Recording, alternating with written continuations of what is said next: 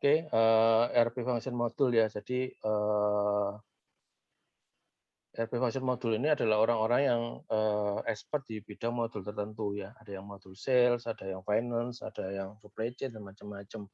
Nah, di sisi konsultan, konsultan akan, ada konsultan ERP functional module ya. Jadi, dia harus adalah orang yang memiliki pengalaman terhadap bisnis proses yang perusahaan yang sedang dikerjakan implementasinya, ya. Jadi untuk perusahaan-perusahaan yang unik, tentunya harus punya support daripada konsultan-konsultan yang juga punya pengalaman sebelumnya yang di bidang yang sama.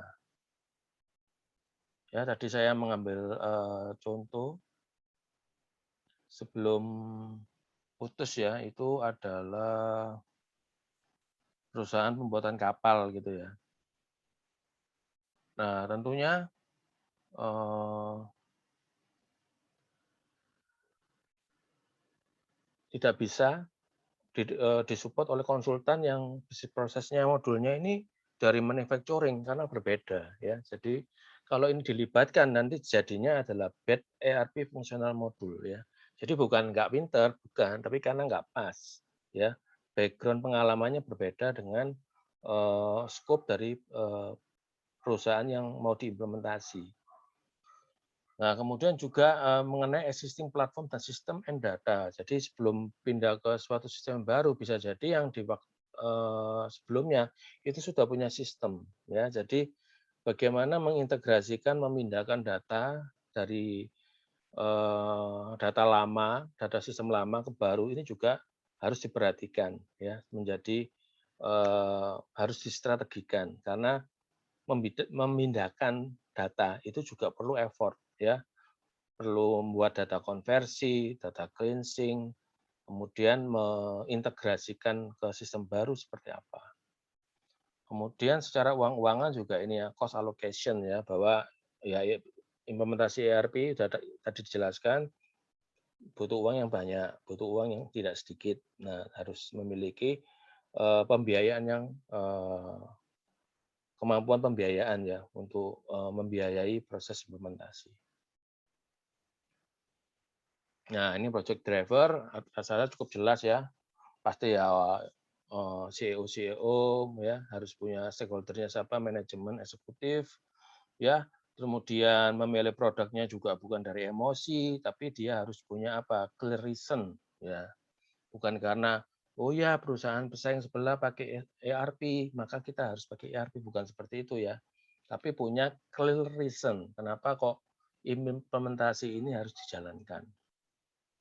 Ya, kemudian clear reason, project objektifnya jelas ya, tujuannya apa, dan menjalankannya juga ini ya, menjalankan manajemen project sebagai bagian dari alat ya, tools ya untuk menjalankan ERP implement proses ini perlu manajemen project management. Oleh sebab itu di tugas kalian kita sertakan template untuk Microsoft Project. Nah, di situ ada goals ya, dari planning, kemudian berapa hari kemudian itu fase desain dan analisis, kemudian beberapa hari kemudian masuk ke fase development ya, kemudian sampai testing dan sampai go live itu ada. Itulah salah satu file yang mendukung aspek project management. Ya, ini project management ya, kenapa penting? Ya, supaya on track ya. On track. Jadi on track itu biasanya on budget, on time, dan on budget, on time, dan on apa lagi ya? Ada on-onan gitu ya. Jadi project yang bagus adalah project yang selesainya on time, on budget, dan on scope. Oh ya, on scope apa artinya? Bahwa project itu selesai dengan penyelesaian skop yang sudah disepakati. Jadi apa skop pekerjaannya itu bisa diselesaikan di akhir project. Ya, jadi on budget, on time, dan on scope.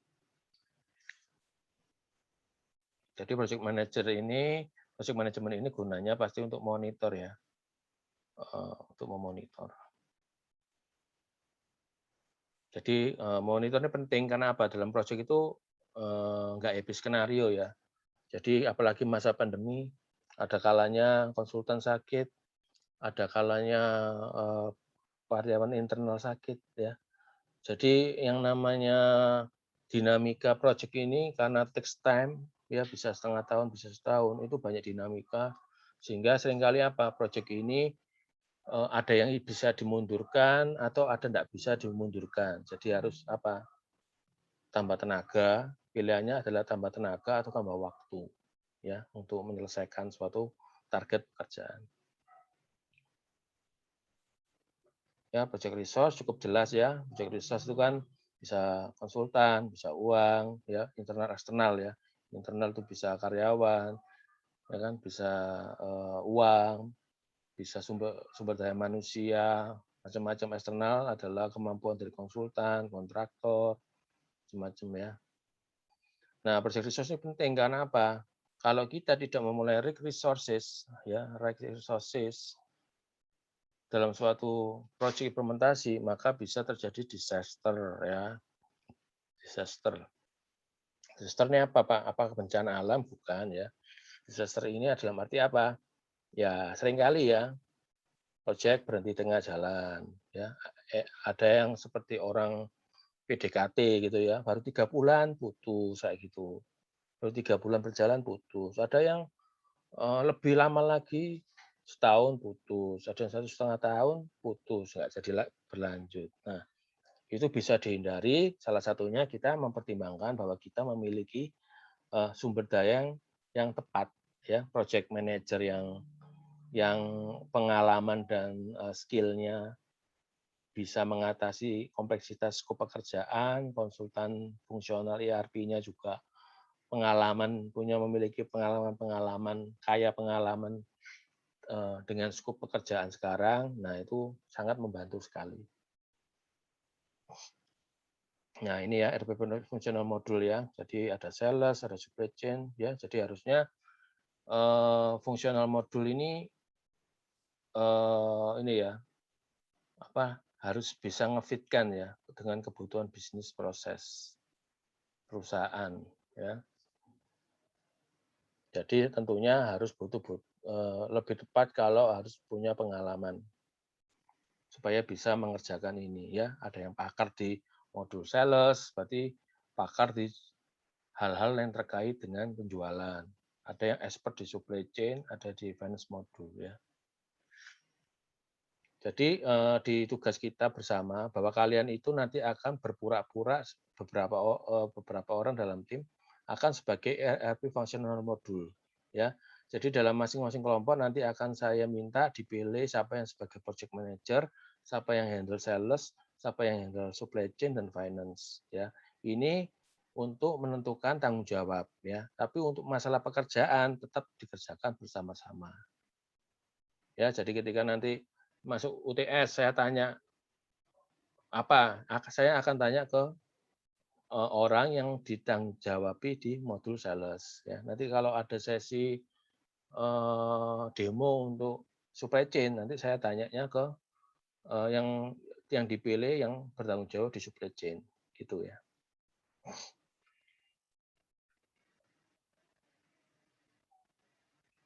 Nah, ini existing ya sampai tadi ya, betapa pentingnya kalau ada proses migrasi terhadap existing platform ya. Jadi yang paling kalau beralih dari sistem lama ke baru, ini tentu saja tidak bisa dihindari ya. Jadi yang namanya apa, legacy ya, kita istilahnya sebagai legacy system ya, bahwa data itu ada harus yang dikonversi, yaitu ada yang di cleansing, ini sangat penting lagi ya karena transisi ini ya, transisi ke lama dan baru ini ya. Nah, hal ini sangat penting untuk memperlancar change over. Apa change over itu adalah data-data dari sistem lama itu dinaikkan ke sistem baru, ya. Nggak mungkin kan sistem lama ada isinya, kemudian sistem baru mulai dari nol kan enggak ya, nggak mesti gitu ya. Jadi ada angka-angka yang dinaikkan dari sistem lama ke baru. Biasanya kita sebut itu sebagai saldo awal, ya saldo awal. Kemudian master data yang sudah di cleansing akan di-upload ke sistem yang baru. Nah, seperti itu. Nah, cost allocation ya, tadi udah dibahas. Ya, duit-duitannya tergantung scale, ukuran dari ERP software yang dipilih, hardware-nya juga, konsultannya juga, berapa lama waktu dan berapa lama training. Ya,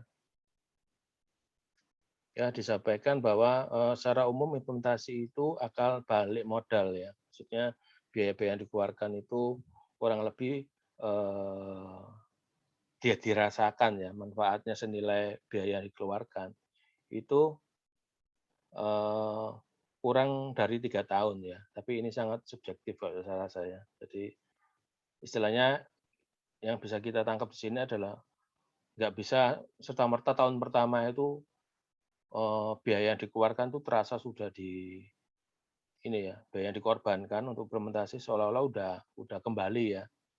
Karena apa? Performa penjualan meningkat, laba meningkat. Itu nggak bisa ya. Tahun pertama itu biasanya nggak banyak yang bisa ini ya menutup biaya di implementasinya. Biasanya ya mungkin 3 tahun ya, 3 tahun ke atas lah, baru laba-laba apa laba-laba kayak hewan ya. Profit profit di tahun ke apa? Profit di tahun-tahun ketiga, tahun 1, tahun 2, ketiga itu baru bisa menutup biaya implementasi.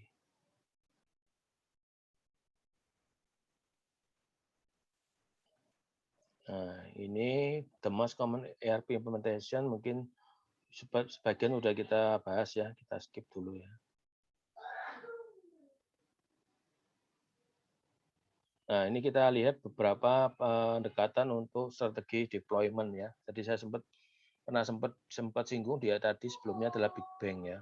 Jadi perubahan itu bersifat membesar ya. Jadi tiba-tiba semua organisasi pada suatu saat tiba-tiba switch ke sistem baru. Itu namanya Big Bang. Ya, jadi benar-benar legacy system itu tidak dipakai lagi, namanya Big Bang. Nanti kita lihat ada namanya fase rollout ya. Ada juga fase rollout. Ada juga fase rollout. Apa itu? Nanti kita lihat ada fase adaptasi, ada fase paralel ya, kombinasi. Nah, untuk memilih strategi ini tentunya tergantung dari ini ya, objektif bisnisnya apa, ketersediaan resource, budget dan waktu yang tersedia. Oke, sekarang kita lihat ya, apa sih Big Bang ya.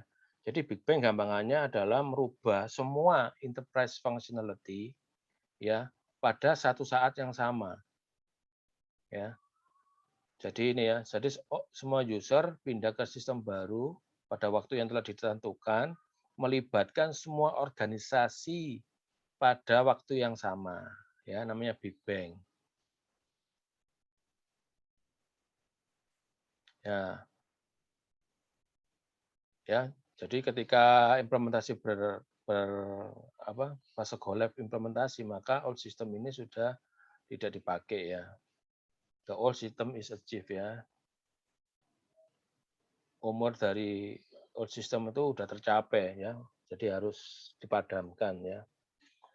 Kemudian mundur ke penggunaan sistem yang lama sudah tidak dimungkinkan ya.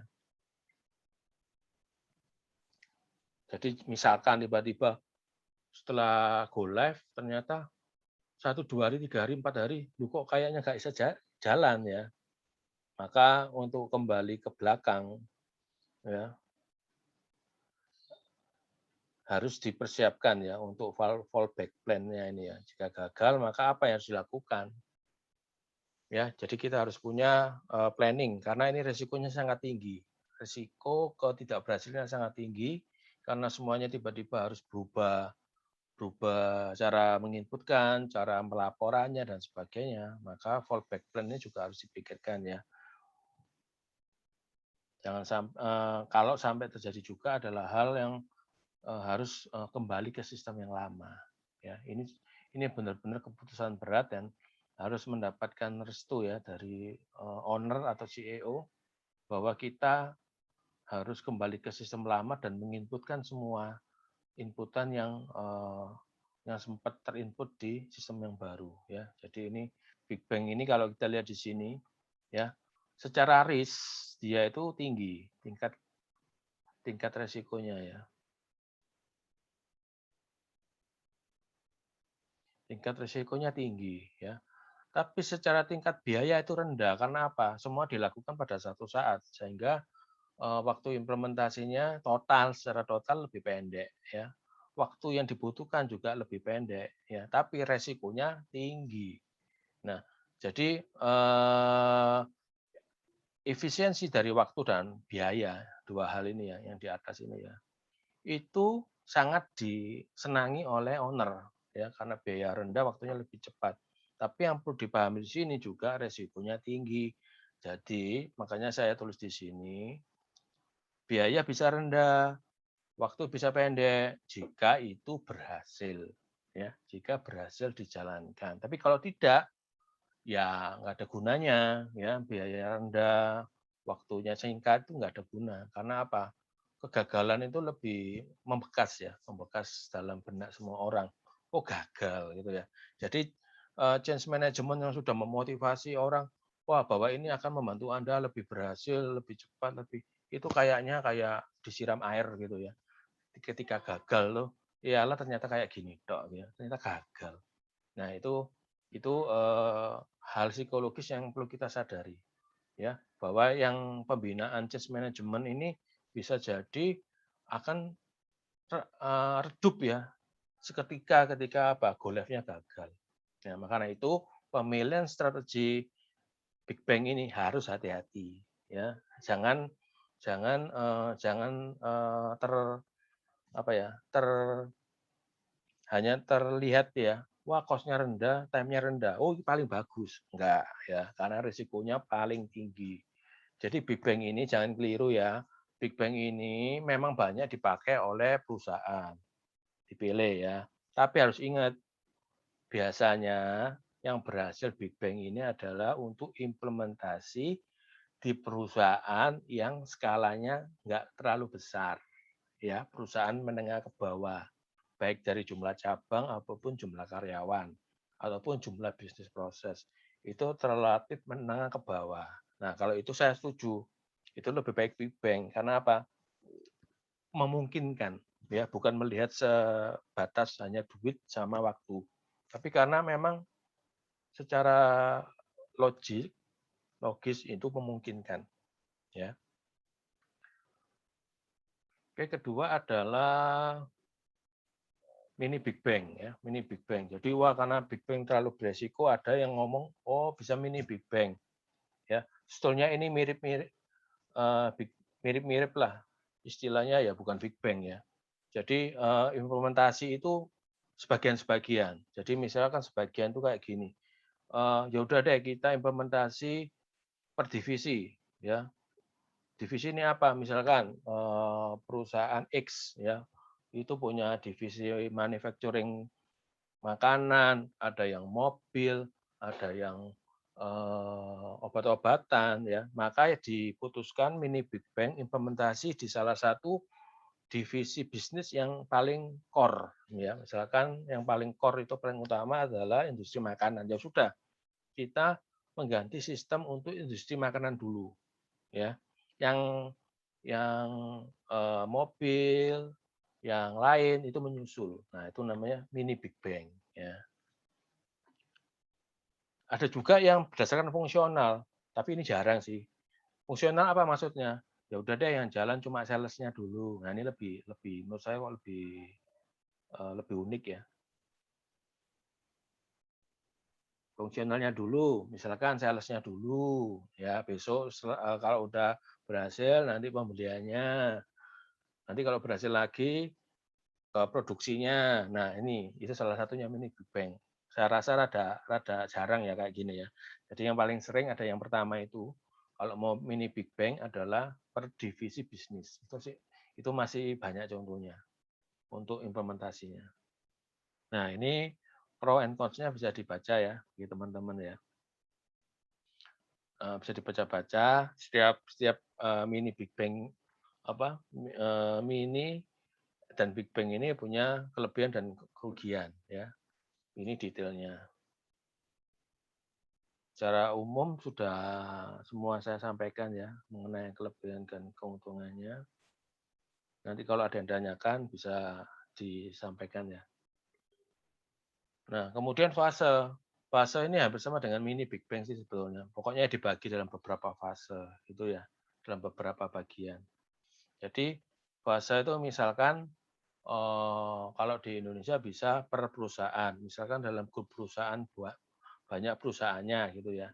Ya sudah core bisnisnya adalah perusahaan ABC, ya udah kita implementasi ABC dulu, yang DEF menyusul. Nah, seperti itu ya. Jadi increment. Di sini disebutkan bahwa implementasinya ini increment berdasarkan fase. Fase pertama misalkan untuk implementasi di perusahaan ABC. Sukses, baru lanjut ke fase 2, melanjutkan ke perusahaan DEF. Gitu ya. Nah, di sini disampaikan bahwa risikonya tetap ada, tinggi ya. Tapi di sini timbul kerugian yang cukup besar dari sisi keuangan dan waktu, yaitu biayanya akan lebih tinggi seiring dengan waktunya memang bertambah. Ya, yang kita tahu ya, semakin lama semakin biaya. Ya, jadi kalau namanya time-nya high, cost-nya pasti high. Ya, jadi ini pilihan yang berat dan tapi cukup aman, ya, cukup masuk akal fase roll out ini. Jadi membagi kompleksitas masalah menjadi per kecil-kecil, per perusahaan misalkan. Nah, ini kelebihan dan kekurangannya ya. Jadi salah satu hal yang mau saya ini ya, salah satu benefitnya yang saya mau sampaikan adalah pertama ini ya, lesson learn ya. Jadi apa-apa yang terjadi di fase 1 itu kita bisa hindari di fase 2. Jadi ada proses lesson learn di situ ya, baik kebagusannya atau kegagalan di fase pertama itu bisa dihindari di fase kedua. Nah, jadi itu benefitnya. Tapi resikonya ya pastinya waktu bertambah ya. Nah, waktu bertambah itu ternyata ada gunanya. Untuk apa? Lebih ada waktu untuk user untuk beradaptasi. Ya, jadi nggak langsung breng semua kayak Big Bang gitu ya, langsung berubah gitu ya. Nah, ini masih ada waktu karena kompleksitasnya dikurangi. Ya. Nah, kerugiannya adalah ini ya capek karena panjang, ya karyawan belajar terus gitu ya. Fase 1 belajar, fase 2 belajar. Nah, perlu fase belajar. Kemudian seringkali change over ya, saldo awal lagi, menyiapkan saldo awal lagi. Nah, seperti itu.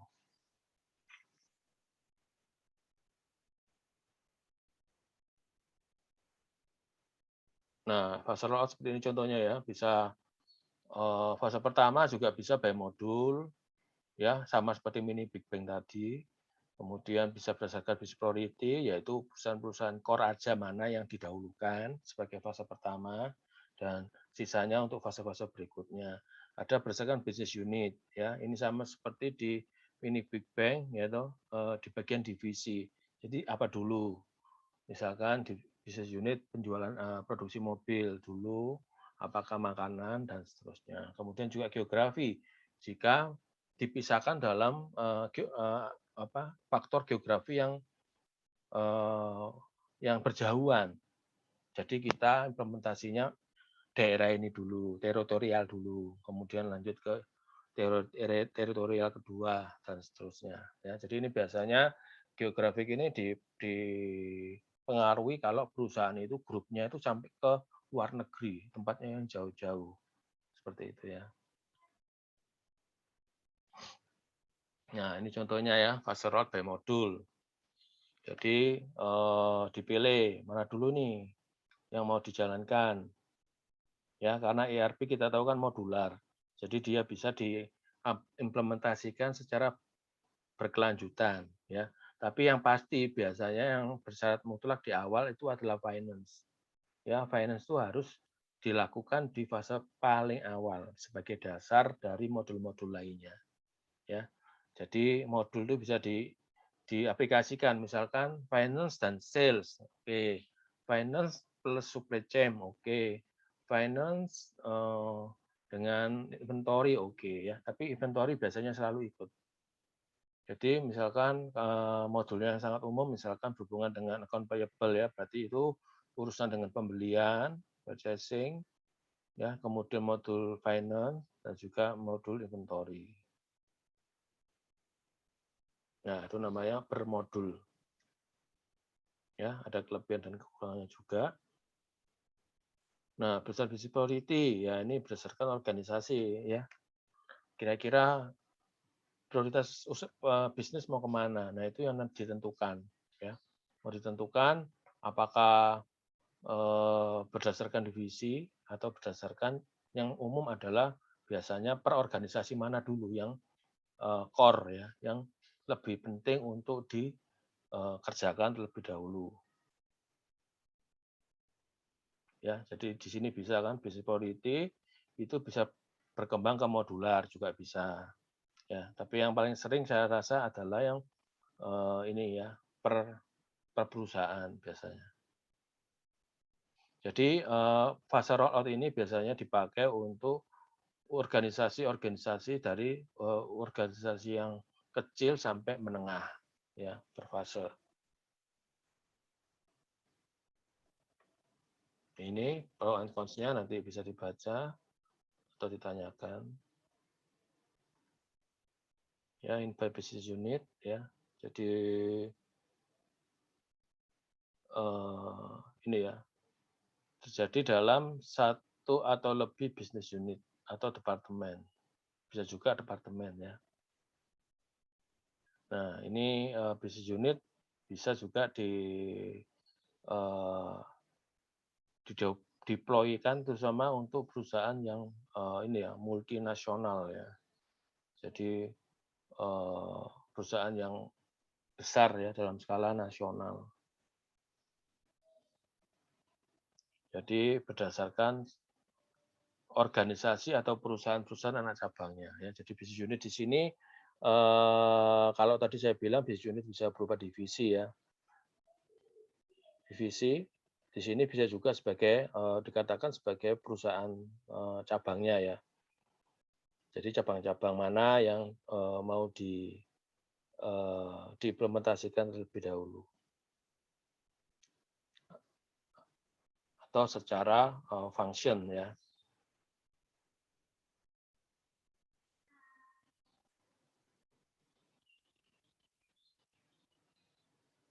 Nah, ini geografis misalkan dalam bermacam-macam lokasi ya, dalam bermacam lokasi fase ini rollout ini biasanya dipakai. Ya, ini biasanya perusahaan yang global di mana banyak perusahaan dalam satu grup yang tersebar dalam beberapa negara. Ya, dan disampaikan bahwa ini challenge-nya cukup besar ya. Jadi secara geografis akan lebih menantang dan beresiko ya karena dilakukan dalam banyak perusahaan.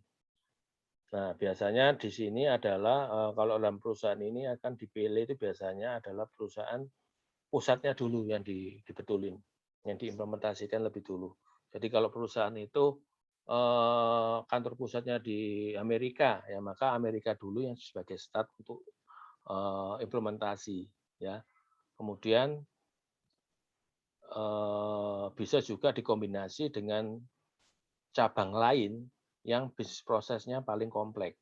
Ya, jadi dalam satu saat itu ada dua negara, satu negara yang kantor pusatnya dan satu lagi negara yang operasionalnya paling lengkap. Nah, itu biasanya dijadikan awal. Ya, sehingga desain pertama itu kalau berhasil jalan dan sudah menyiapkan bisnis proses, bisnis proses yang berjalan baik di kantor pusat maupun di perusahaan yang berproduksi. Ya, sehingga berikutnya enak, tinggal diaplikasikan ke negara kedua, ketiga, dan seterusnya. Nah, ini contohnya ya. Ada yang di Afrika, di North America, di United Kingdom, dan Germany. Ya, Jadi yang perlu dipahami di sini adalah pertama kita harus kelebihannya ini ya, memenuhi kepentingan global dan multinational companies. Jadi kalau Anda expert di nasional itu tidak menjamin Anda bisa menguasai kebutuhan globalnya ya. Karena apa? Perpajakannya beda, tiap negara perpajakan berbeda, budaya teksnya beda. Nah, itu perlu dipahami ya, gap-gap antar negara. Ya, jadi kalau Anda dapat proyek Amerika gitu ya, maka Anda kalau di bagian finance Anda harus belajar dulu ya standar finance perpajakan yang diakui di negara itu karena tidak sama dengan Indonesia. Nah,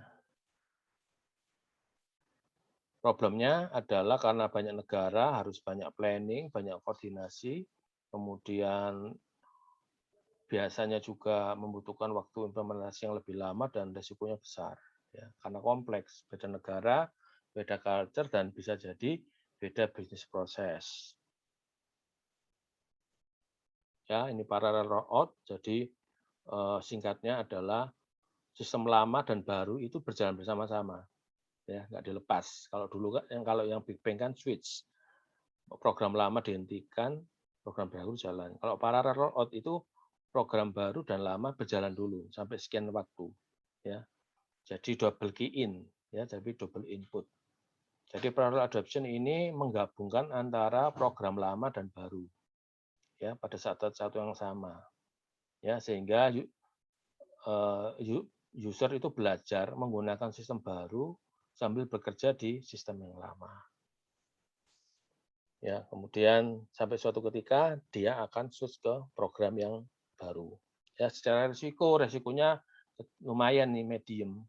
Ya, kalau yang tadi kan high. Ini resikonya medium karena lebih halus ya, lebih halusan. Tapi secara cost dan time dia tinggi. Ya. Nah, ini gambarnya. Ya, di fase ini dia nginput dua sistem.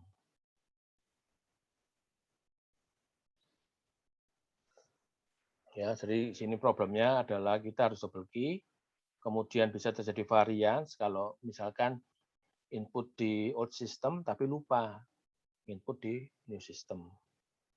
Ya, high cost dan sifatnya adalah moderate. Ya, ini kombinasi ya berarti kombinasi ya antara fase dan paralel. Jadi some case ini ada ya. Dalam beberapa kasus itu fase rollout itu adalah efisien dan efektif ya, paling efisien dan efektif. Dan saya agak sependapat ya, karena mencoba memecah keruwetan, kekompleksitasan scope ke dalam beberapa fase project. Ya, tapi untuk perusahaan menengah ke bawah itu bisa di Big Bang kan, lebih lebih lebih mungkin juga untuk dilakukan secara Big Bang. Ya. Ada pilot project ya. Kalau pilot project itu kayak tadi ya, saya bilang di contoh yang antar negara, jadi harus pilot ambil kantor pusat satu, ambil perusahaan yang paling kompleks satu. Nah, itu yang dikerjakan duluan. Kalau itu berhasil, maka baru itu di diimplementasikan ke perusahaan-perusahaan lainnya. Ya, itu namanya pilot rollout. Ini juga sering ini. Kalau masih ada keraguan, kayaknya Big Bang nggak mungkin deh, nggak mungkin berhasil. Nah, selain fase rollout, pilot rollout ini juga sering dipakai. Ya, karena lebih ini low risk ya, ternyata dia juga low cost, tapi juga lebih besar kontrolnya terhadap pelaksanaan implementasi proyeknya. Tapi ruginya ya waktunya lebih banyak. Oke, ini bisa dibaca ya, service rollout. Nah, ini summary-nya ya. Jadi kalau Anda mengimplementasikan ERP, dilihat dari faktor risk, cost atau uang yang dikeluarkan dan waktu yang dibutuhkan. Nah, ini ada beberapa pilihan. Mau Big Bang kah? Ini 4 besarnya ya. Dari sekian itu, apakah mau Big Bang, atau mau fase, atau paralel, atau hybrid. Ya. Yang paling bagus secara waktu dan uang adalah ini, secara waktu dan uang. Tapi syaratnya jika berhasil ya, secara uang. Yang lain secara cost dan waktu sama high semua ya. Tinggal yang rendah adalah di hibrid ya. Campuran adalah paralel dan fase. Nah, ini tidak berlaku mutlak dalam setiap project ya. Ini cuma rata-rata ya, rata-rata case ini yang terjadi. Jadi bisa saja loh kalau Big Bang berarti jelek, ya enggak ya, tergantung case by case scope pekerjaannya. Ya, ini hasil survei ya, rata-rata project diimplementasi banyak di fase sama Big Bang ya.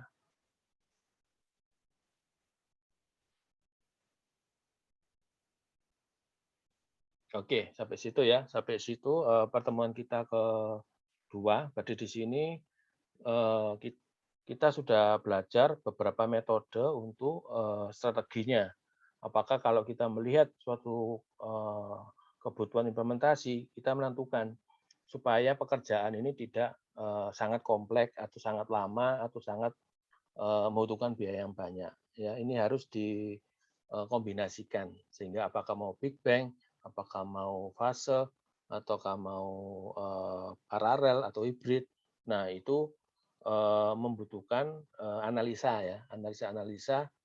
Tentunya informasi itu informasi awal harus didapatkan dari sisi perusahaan ya. Bagaimana struktur perusahaannya itu serumit apa, kemudian bisnisnya apa aja, jumlah karyawannya berapa, kemudian kira-kira kemampuan belajar karyawannya secepat apa. Ini penting ya. Jangan jangan over, ada banyak perusahaan tuh over over apa over confidence. Oh, karyawan kami pinter-pinter kok, Pak, dan masih cukup-cukup muda, belajarnya juga cepat.